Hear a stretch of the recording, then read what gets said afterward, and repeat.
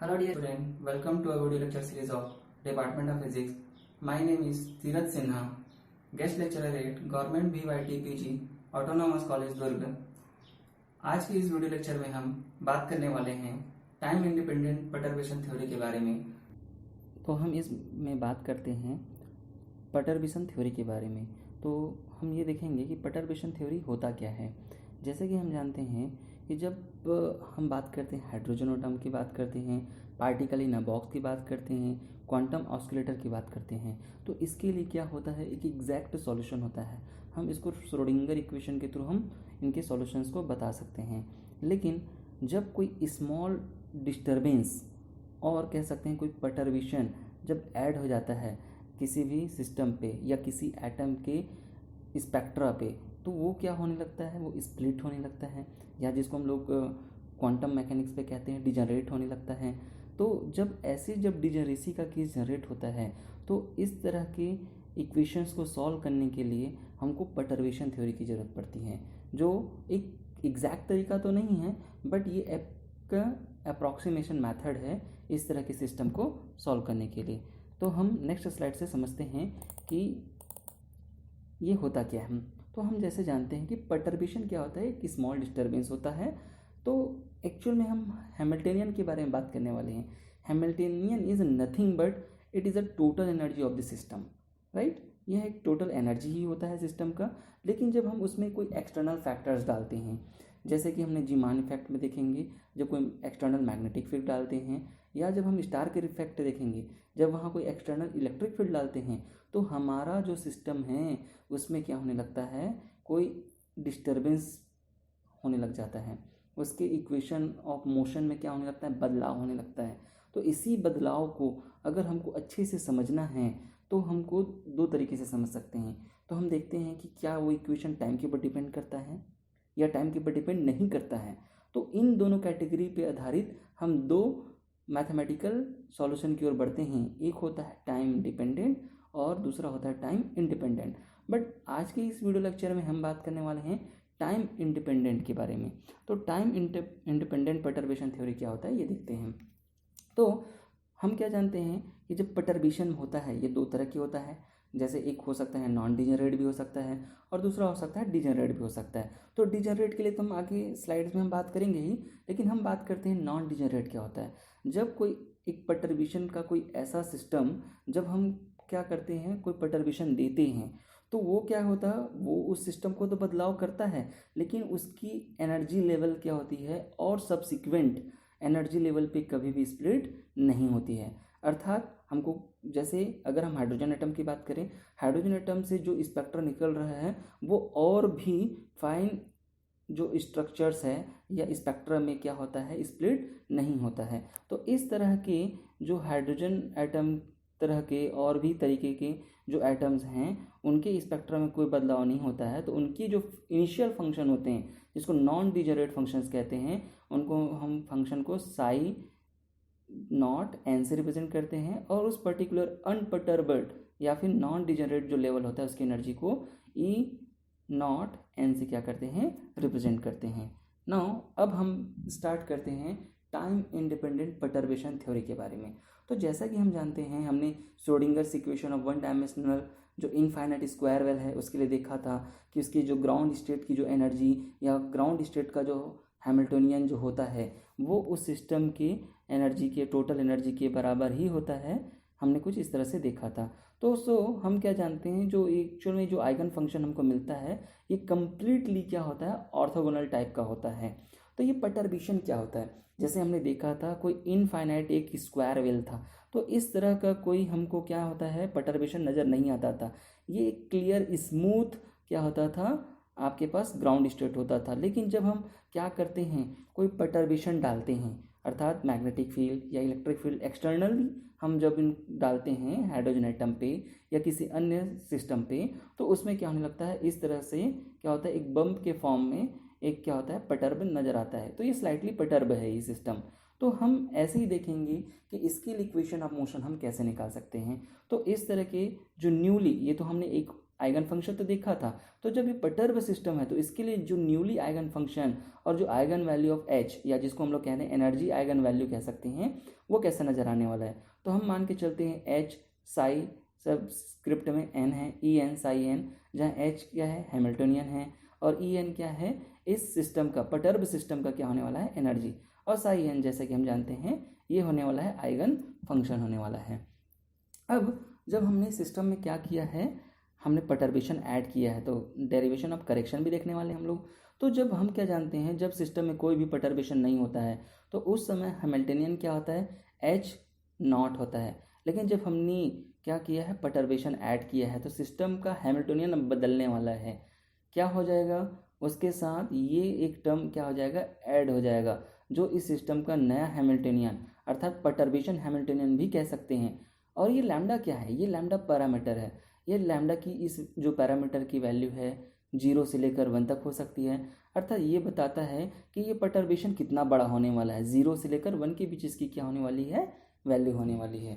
तो अब हमारे पास जो नया हैमिल्टनियन बन के आ रहा है वो क्या होने वाला है, h is equal to H not plus lambda H dash होने वाला है। तो हम वैसे ही साई एन आइगन फंक्शन और आइगन वैल्यू को जो पावर सीरीज ऑफ लैम्डा में हम कैसा लिख सकते हैं, साई एन को लिख सकते हैं कुछ इस तरह से एक्सपांड कर सकते हैं, psi N not plus lambda psi N 1 plus lambda square psi N square plus so on N तक। और वैसे ही आइगन वैल्यू को कैसा लिख सकते हैं, E N not plus lambda E N 1 plus lambda square E N square plus so on, हम इस तरह से लिख सकते हैं। नाउ इस वैल्यू को हम इंसर्ट कर सकते हैं किसमें, हम जो न्यूली आइगन फंक्शन या आइगन एनर्जी जो निकालने वाले हैं उसके लिए हैमिल्टनियन की जो इक्वेशन ली है उसमें हम इसको क्या कर सकते हैं इंसर्ट कर सकते हैं इन दोनों वैल्यूज़ को। लेकिन हम ये भी जानते हैं कि जो लैम्डा वाला जो टर्म है जिसके साथ लैम्डा की वैल्यू यहाँ क्या है, देखो लैम्डा टू द पावर 0 भी कह सकते हैं हम इसको, लेकिन यहाँ लैम्डा टू द पावर क्या है 1। तो ये वाला जो टर्म कहलाता है ये कहलाता है first order correction to the nth value कहलाता है। और ये ई एन की पावर में क्या है 2 है ना, यहाँ लैम्डा स्क्वायर वाला टर्म, इसको कहते हैं second order correction to the nth value कहते हैं। तो अब हम क्या करने वाले हैं, ये दोनों वैल्यूज़ को हम यहाँ सब्सिट्यूट करने वाले हैं, न्यूली हैमिल्टनियन को भी एच के लिए यहाँ सब्सिट्यूट करने वाले हैं। तो ये आगे स्लाइड्स में हम समझते हैं कि आगे जाके हम इसके सॉल्यूशन की ओर कैसे बढ़ते हैं। तो हम देखते हैं डेरिवेशन ऑफ करेक्शन की बात करते हैं। तो जैसे कि साई एन दोनों तरफ है, इन दोनों की वैल्यू तो हम जैसे पिछले स्लाइड में देखा ये हमने निकाल रखा है। आइगन वैल्यू की वैल्यू क्या है ये हमने निकाल रखी है, ये कुछ इस तरह से, ये देखिएगा जैसे ये हैमिल्टनियन एच की वैल्यू हमने वहाँ से लिया न्यू हैमिल्टनियन, और ये हो गया हमारा साई एन, और ये हो गया ई एन की वैल्यू, अगेन वो साई एन हो गया। अब हम क्या करेंगे, इसको कंसिक्वेंटली मल्टीप्लाई करते चलेंगे। तो एक नया हम क्या करेंगे, collecting like power of lambda, lambda के पावर में हम क्या कर लेते हैं सीरीज़ को पूरा अरेंज कर लेते हैं, लेफ्ट साइड को भी और राइट साइड को भी, ठीक है कुछ इस तरह से। नाउ तो हम देखते हैं जब दोनों लेफ्ट और राइट साइड को कंपेयर करते हैं तो हम ये पाते हैं, देखिए यहाँ साई नॉट के लिए इक्वल वैल्यूज़ क्या है, यहाँ ये वाली देखिए लेफ्ट साइड में ये है और ये क्या है राइट साइड में। तो ये क्या लाएगा हमारा लोएस्ट ऑर्डर, या फिर हम कह सकते हैं जीरोथ ऑर्डर भी कहते हैं इसको हम। वैसे ही लैम्डा जो कोफिशिएंट क्या है, लैम्डा कोफिशिएंट लैम्डा वाले को हम कंपेयर करें तो ये क्या है हमारे पास, देखिएगा लेफ्ट साइड में ये H not Sai 1 plus H dash Sai not, ये हमारे पास लेफ्ट साइड में जा रहा है। और वहीं राइट साइड में क्या है, ये psi N to the power not psi N 1 और ई एन 1 और साई एन 0, ये राइट साइड में है। इसको कहते हैं हम लोग फर्स्ट ऑर्डर कहते हैं, जहाँ लैम्डा टू द पावर 1 है ये फर्स्ट ऑर्डर कहलाएगा। और वहीं कंसिक्वेंटली ये क्या हो जाएगा, जिसमें लैम्डा स्क्वायर वाला टर्म है इसको हम जब हम कंपेयर करेंगे तो ये टर्म नजर आएगा, ये सेकंड ऑर्डर कहलाएगा, ठीक है। तो हम बात करते हैं अब नेक्स्ट स्लाइड में, हम इसको और भी ऐसा भी देख सकते हैं, देखिएगा जैसे हमने पिछले स्लाइड में क्या देखा है, रिपीट करके दिखाता हूँ मैं आपको। यहाँ देखिएगा ध्यान से, ये जीरोथ ऑर्डर या लोएस्ट ऑर्डर में क्या है, psi not psi N, E not psi N, ये क्या है लोएस्ट ऑर्डर है। और किसी किसी बुक में ये यहाँ लिखा होता है फाई एन लिख दिया गया है, यहाँ भी फाई एन, और इसको हम एच नॉट को कभी कभी डब्ल्यू से भी रिप्रेजेंट करते हैं, किसे रिप्रेजेंट करते हैं, डब्ल्यू से। ये सिर्फ जीरोथ ऑर्डर के लिए होता है और किसी भी ऑर्डर के लिए नहीं होता है, या जीरोथ ऑर्डर कह सकते हैं, मतलब ये क्या है, ये अनपटर्बल है, ये जब कोई परटर्बेशन इस पर है ही नहीं, परटर्बेशन इन बाकी टर्म्स पे मौजूद है। तो यहाँ देखिएगा जैसे मैंने क्या लिखा हुआ है, ये डब्ल्यू लिखा हुआ है यहाँ, तो ये क्या है जीरो, ये एच जीरो की तरह ही समझिएगा इसको। ये सिर्फ आपको किसी बुक में ऐसा भी एग्जाम्पल आपको मिल सकता है, ये सिर्फ दिखाने के लिए, अदरवाइज आपको इस पिछले स्लाइड के अनुसार ही आपको चलना है। हम देखते हैं first order correction to the energy. जैसे कि हमने पिछले स्लाइड में देखा था, फर्स्ट ऑर्डर टर्म ये क्या होता था, फर्स्ट ऑर्डर टर्म होता था। इसमें हम क्या देखने वाले हैं, करेक्शन देखने वाले हैं। तो हम इसका कोई इनर प्रोडक्ट लेते हैं। इनर प्रोडक्ट कैसे, हम मल्टीप्लाई करने वाले हैं एक कॉन्जुगेट टर्म से। जैसे कि हमने देखा था साई एन नॉट, ये क्या होता था, जीरो स्टेट का क्या होता था, आइगन फंक्शन होता था। इसका हम स्टार अर्थात कॉन्जुगेट लेते हैं। ठीक है, तो कॉन्जुगेट को हम क्या कर रहे हैं, एक ब्रेव फॉर्म में ले रहे हैं। ब्रेव फॉर्म में हमने क्या किया, इस तरह से मल्टीप्लाई किया है दोनों ही तरफ, लेफ्ट साइड और राइट साइड दोनों तरफ। तो यहाँ क्या है, पहले से ही हम ब्रैकेट ले लेंगे, ये ब्रेव फॉर्म में और कैट फॉर्म में इनर प्रोडक्ट ले रहे हैं। तो यह हो गया हमारा एच नॉट, ये इस तरह से दोनों तरफ हो जाएगा। ओके, नौ ये क्या हो जाएगा हमारा एच डैश के साथ देख लेंगे। और वैसे ही हमारा राइट साइड में भी यहाँ क्या हो जाएगा, ये वाला इनर प्रोडक्ट हो गया और ये हमारा इनर प्रोडक्ट हो गया, दोनों इस तरह से। हम चाहें तो हम ये जो हमने बाहर निकाल के रखा है ई एन, यहाँ से बाहर आ गया, यहाँ भी हम बाहर ले सकते हैं, लेकिन इन दोनों में क्यों नहीं, कि हम जानते हैं डिराक डेल्टा फंक्शन। जब ये क्या होती है, जब वेव फंक्शन पे हम देखते हैं ये अलग स्टेट का है, ये अलग स्टेट का है, ये जीरोथ स्टेट का है, ये वन स्टेट का है, तो इसका ये जो टर्म होने वाला है ये क्या होने वाला है, ये टर्म जीरो हो जाएगा और ये वाला टर्म भी क्या हो जाएगा, जीरो हो जाएगा। तो सिर्फ आपके पास दो ही टर्म बचने वाले हैं। कौन कौन से टर्म बचेंगे, तो आपके पास ये वाला टर्म बचेगा और ये वाला टर्म बचेगा। ये दोनों टर्म ही क्या होने वाले हैं, आपके पास इक्वल होने वाले हैं। ओके, तो ये कुछ इस तरह से हमको आप दोनों टर्म आपके पास नजर आएंगे। तो इसकी वैल्यू कितनी होती है, इसकी वैल्यू हो जाएगी 1 होती है। जब सेम स्टेट पर अप्लाई होता है तो इसकी वैल्यू 1 होती है।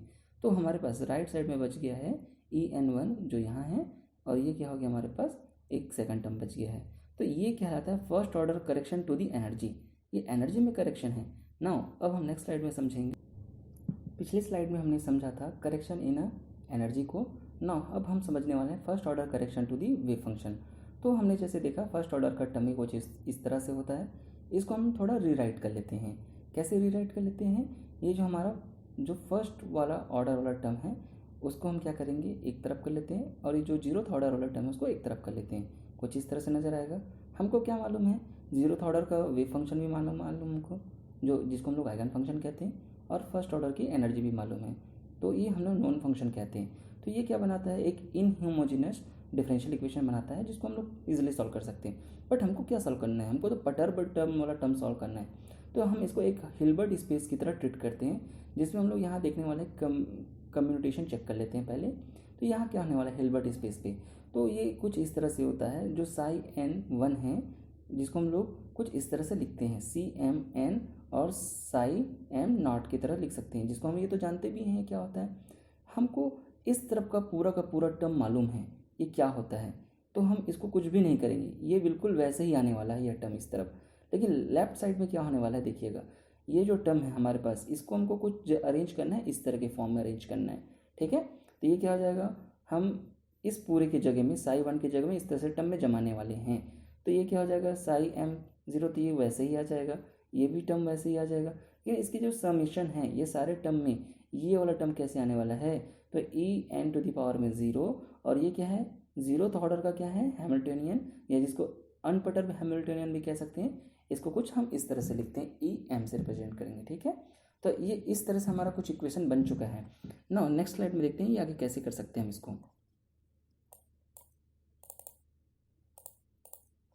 तो हमारा first order correction to the wave function कैसे चलने वाला है, हम क्या ले लेते हैं, इसका इनर प्रोडक्ट ले लेते हैं। इनर प्रोडक्ट किसका लेने वाले हैं हम लोग, साई L0 का लेने वाले हैं। तो ये हम इनर प्रोडक्ट कुछ इसमें ब्रेक फॉर्म में और ये कैट फॉर्म में, तो इनर प्रोडक्ट हमने ब्रे और कैट के फॉर्म में ले रखा है। ठीक है, तो हमने पिछले स्लाइड में जो किया था वैसे ही इस स्लाइड में भी हम लोग इनर प्रोडक्ट लिए हुए हैं। तो हमारे पास क्या होने वाला है, ये जो टर्म है, ये टर्म और ये वाला टर्म हम देखते हैं, अगर L की वैल्यू को n के बराबर और m की वैल्यू को अगर n के बराबर रखते हैं, तो ये जो वैल्यू है CM⁻n की वैल्यू ये क्या हो जाता है, 0 के बराबर। तो दैट्स वाई ये पूरा टर्म क्या हो जाता है, 0 के बराबर हो जाता है। इसको मैं नीचे भी समझाने की कोशिश करूँगा ये 0 कैसे हुआ। नो, तो अब ये पूरा लेफ्ट टर्म क्या हो गया, 0 हो गया है। तो ये वाला टर्म इस वाला टर्म के क्या हो गया, इक्वल हो गया। तो जैसे कि आप जानते हैं इसकी वैल्यू क्या होती है, 1 होती है। तो ये इस तरह से हमने लिख लिया इसको। हमने यहाँ L की बराबर हमने क्या लेकर रखा है, n ले रखा है, इसलिए हमने लिखी। इसको कहते हैं फर्स्ट ऑर्डर एनर्जी करेक्शन कहते हैं, हम पिछले स्लाइड में भी देख चुके हैं। लेकिन अगर ये एल और एन बराबर ना हो तो क्या होगा, बराबर नहीं होगा तो ये टर्म भी जीरो नहीं होगा। तो एम के बराबर में क्या आ जाएगा, यहाँ एल आ जाएगा, और ये वाला टर्म क्या हो जाएगा, इक्वल टू ये क्या हो जाएगा हमारा 1 हो जाएगा। तो ये वाला टर्म हमारा कुछ इस तरह से बच गया।